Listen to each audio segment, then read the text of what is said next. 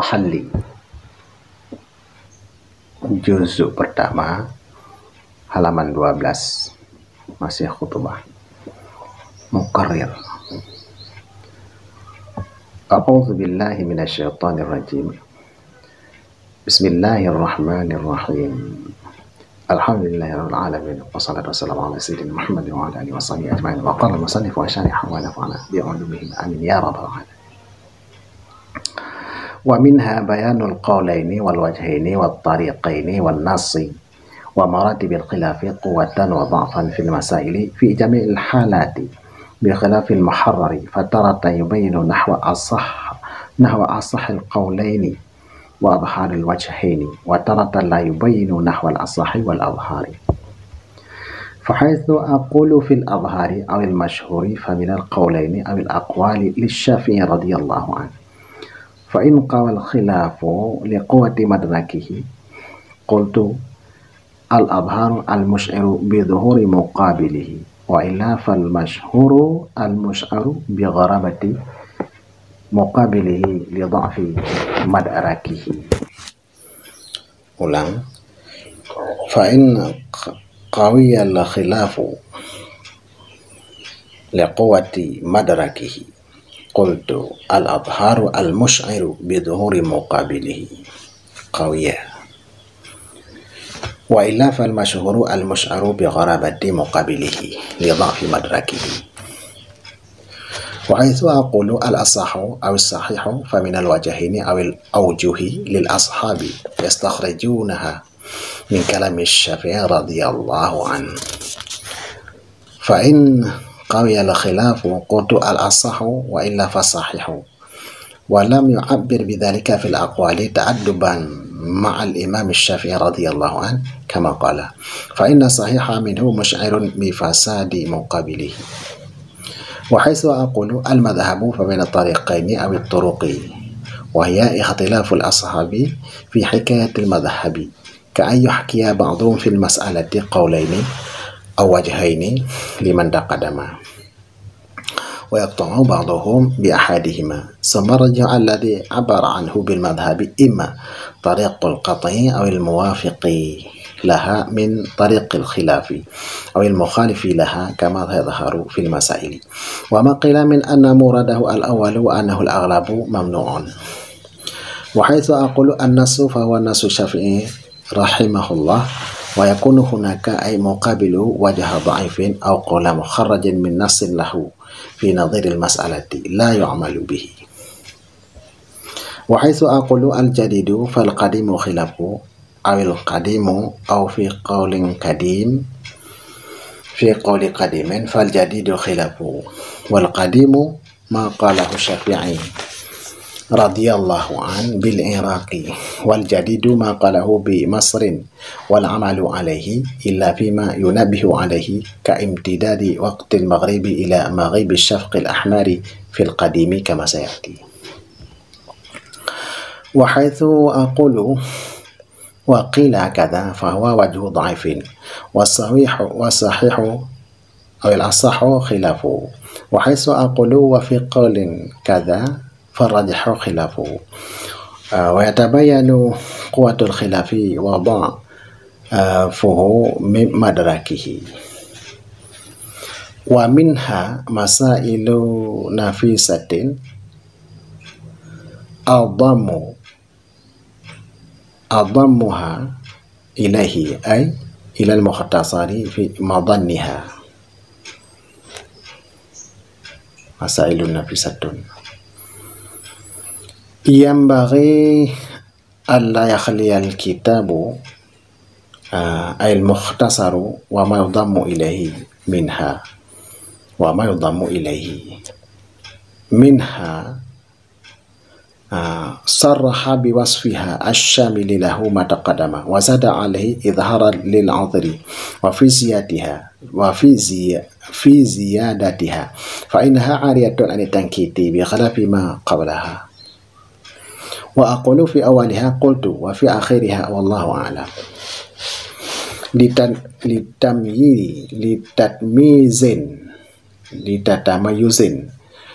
لتتميزوا لتتميز عن مسائل المحرر. وقد قال مثل ذلك في استدراك التصحيح عليه، وقد زاد عليه من غير تمييز كقوله في فصل الخلاء ولا يتكلم.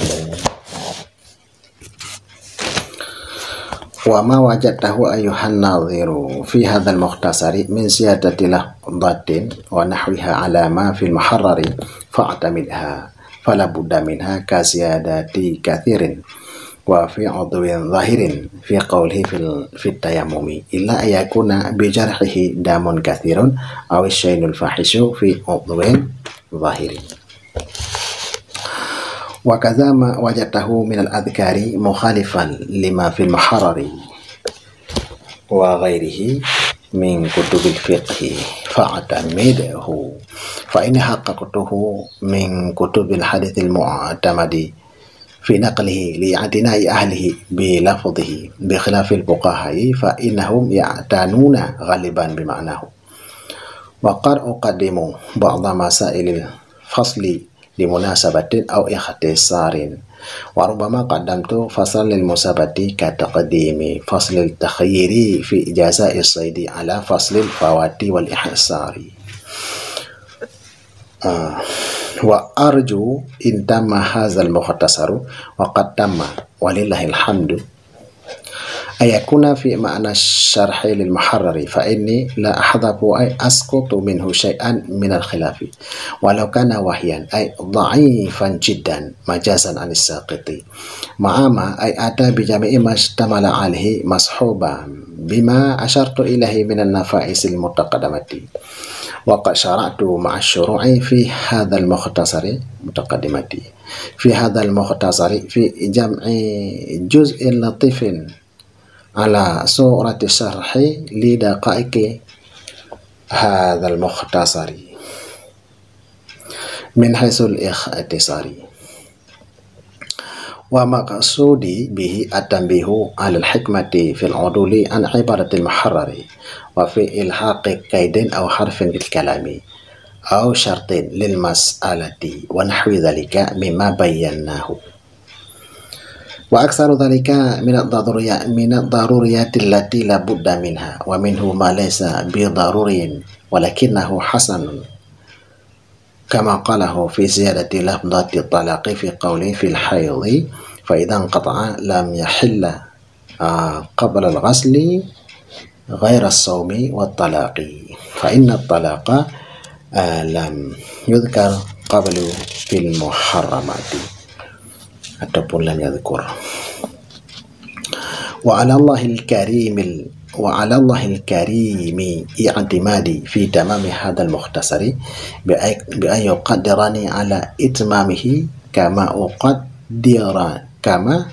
أقدرني على ابتدائه بما تقدم على وضع الخطبة، فإنه لا يرد من سأله واعتمد عليه وإليه تفويضي واستنادي في ذلك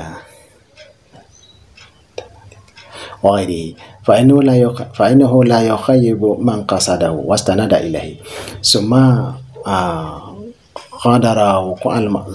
قدر وقوع المطلوب برجاء الإجابة فقال وأسأله النفع به أي بالمختصر في الآخرة لي بتأليفه ولسائر المسلمين أي باقيهم بأن يلهمهم اعتناء به بعضهم بالاشتغال به ككتابة وقراءة وتفهم وشرح، وبعضهم بغير ذلك كالإعانة عليه بوقف أو نقل إلى البلد أو غير ذلك، ونفعهم ويستتبعوا نفعه أيضا لأنه سبب به، ورضوانه عني وعن أحبائي بالتشديد والحمس جمع حبيب أي من أحبهم، وجميع المؤمنين من عطف العام على بعض أفراده تكرر به الدعاء لذلك البعض الذي منه المصنف رحمه الله تعالى. Simak terjemah makna agak sedikit bebas. Dan di antara nafaisul mustajadat, permata-permata yang indah, yaitu penjelasan dua qaul, dua wajah, penjelasan dua wajah, dua tarik, dua jalur, nas dan urutan-urutan perselisihan nisbah kuat dan lemahnya pada masalah-masalah dalam semua keadaan. Dalam semua keadaan. Berbeda dengan muharrar. Terkadang muharrar menjelaskan misalnya yang asah dari dua qaul dan yang azhar dari dua qaul. Dan terkadang tidak menjelaskan misalnya yang asah dan yang azhar. Maka di mana aku katakan menurut azhar atau masyhur, maka itu dari dua qaul atau beberapa qaul bagi Syafi'i rahimahullah. Seandainya kuat perselisihan karena kuat dalilnya, maka aku katakan azhar, yang mengindikasikan bahwa lawannya jelas. Jika tidak, maka aku katakan masyhur. Jika tidak, maka masyhur, yang mengindikasikan bahwa lawannya asing karena lemah dalilnya. Masyhur itu mengindikasikan, memberitahu bahwa lawannya asing, gharib, karena lemah dalilnya. Dan di mana aku katakan asah atau sahih, maka itu dari dua wajah atau beberapa wajah milik ashab, sahabat Imam Syafi'i. Mereka menggali wajah-wajah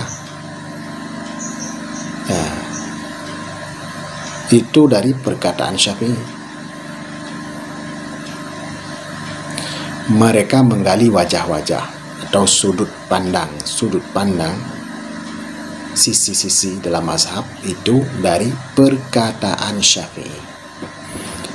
Jika kuat perselisihan, maka aku katakan asah. Jika tidak, maka sahih. Beliau tidak mengungkapkan dengan demikian pada kaul-kaul sebagai etika dengan Imam Syafi'i. Tidak mengungkapkan dengan demikian pada kaul sebagai beradab dengan Imam Syafi'i rahimahullah. Seperti yang pernah beliau katakan, karena ungkapan sahih yang benar memberitahukan lawannya salah, mengindikasikan bahwa lawannya itu pasti salah. Dan di mana aku katakan mazhab, maka itu dari dua tarik atau beberapa tarik, jalur. Tarik adalah perselisihan ashab, murid-murid Imam Syafi'i dalam menceritakan mazhab. Contohnya, sebahagian mereka menceritakan pada satu masalah dua qaul atau dua wajah ashab yang terdahulu, dua wajah milik ashab yang terdahulu. Dan sebahagian mereka memutuskan dengan salah satunya, menceritakan salah satunya saja. Kemudian yang kuat yang diungkapkan dengan mazhab, ada kalanya tarik kata, memutuskan satu pendapat itu tarik kata, tidak ada perselisihan, itu namanya tarik kata. Atau yang sesuai dengan tarik kata dari tarik khilaf, jalur yang menceritakan adanya perselisihan, itu namanya tarik khilaf. Atau menyalahi tarik kata, sebagaimana nanti akan jelas pada masalah-masalah.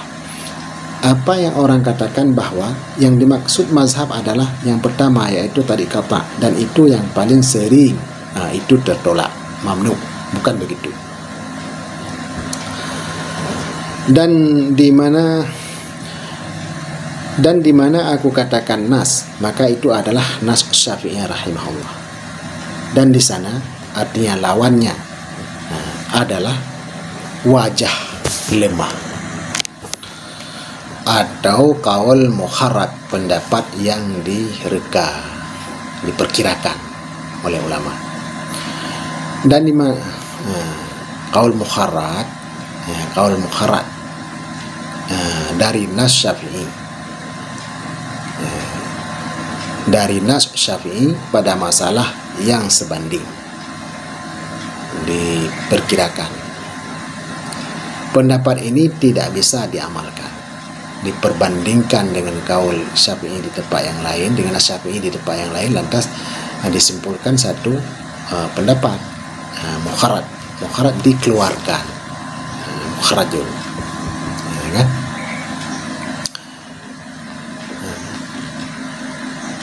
Dan di mana aku katakan jadid, maka qadim adalah lawannya. Atau qadim, atau menurut pendapat qadim, maka jadid adalah lawannya. Pendapat qadim adalah pendapat Imam Syafi'i di Irak semasa beliau masih di Irak. Sedangkan jadid adalah pendapat beliau di Mesir. Mengamalkan mesti dengan pendapat jadid, kecuali pada kasus yang beliau berikan peringatan, seperti lamanya waktu maghrib hingga waktu hilang sinar merah menurut qadim, seperti keterangan nanti yang lagi akan datang. Dan di mana aku katakan menurut sementara ulama begini kata, maka itu adalah wajah lemah. Sahih dan asah adalah lawannya. Dan di mana aku katakan menurut satu pendapat begini, waqila, dan dikata ulama, maka pendapat kuat adalah lawannya. Dan akan jelas kuat dan lemahnya perselisihan adalah dari dalilnya. Jadi waqila itu dan dikata ulama, karena bukan sembarang juga orang yang mengatakannya. Dan diantaranya adalah masalah-masalah berharga yang aku tambahkan kepadanya, artinya kepada kitab ringkasan tersebut pada tempat-tempatnya yang cocok, yang sepatutnya tidak kosong kitab, artinya kitab ringkasan dan tambahannya daripada masalah itu. Beliau menyebutkan sifat masalah-masalah itu yang tercakup oleh perkataan yang lalu, karya-karya berharga yang dianggap bagus, dan beliau tambahkan lagi sifatnya yang sepatutnya, karena menampakkan keharusan menambahkannya, karena masalah-masalah itu sunyi dari bantahan. Berbeda dengan yang sebelumnya, peringatan kait dan pengsahihan. Aku berkata pada awalnya komentar saya, dan pada akhirnya wallahu alam. Qultu pada awalnya, pada akhirnya wallahu alam. Untuk komentar sekarang bahasanya, agar terbedakan dari masalah-masalah muharrar. Tapi terkadang beliau mengatakan seperti itu dalam mengkritik pensahihan muharrar, dan terkadang beliau menambahkannya tanpa perbedaan, seperti perkataan beliau pada fasal khala, masuk WC, dan tidak berbicara.